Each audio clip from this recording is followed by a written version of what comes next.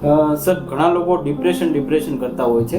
Depression આમ તો common શબ્દ છે, પણ છતાં પણ સાહેબ ડિપ્રેશન એટલે શું છે? ડિપ્રેશન આમ જોઈએ તો ઘણી જ કોમન માનસિક બીમારી છે.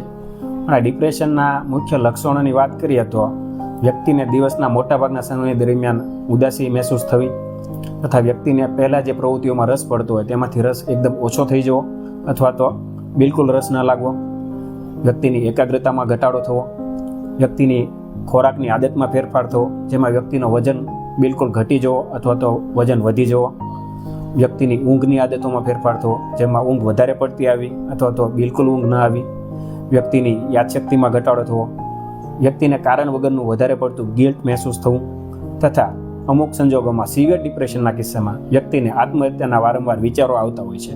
જો વ્યક્તિને આવા લક્ષણો 2 કે તેથી વધારે અઠવાડિયા સુધી રહેતા હોય તો આપણે એને ડિપ્રેશન છે એવું કહી શકીએ. અને સર, ડિપ્રેશન વધારે પડતું કઈ ઉંમરના લોકોમાં વધારે જોવા મળતું હોય છે? આમ જોઈએ તો ડિપ્રેશન બાળકોથી માંડીને વૃદ્ધો સુધી દરેક ઉંમરના લોકોમાં જોવા મળતું હોય છે, પણ કોમન છે એ વધારે પડતું 15 થી 45 વર્ષના લોકોમાં વધારે જોવા મળતું હોય છે. તેમાં પણ સ્ત્રીઓમાં ડિપ્રેશનનું પ્રમાણ પુરુષો કરતાં લગભગ બમણું જોવા મળતું હોય છે.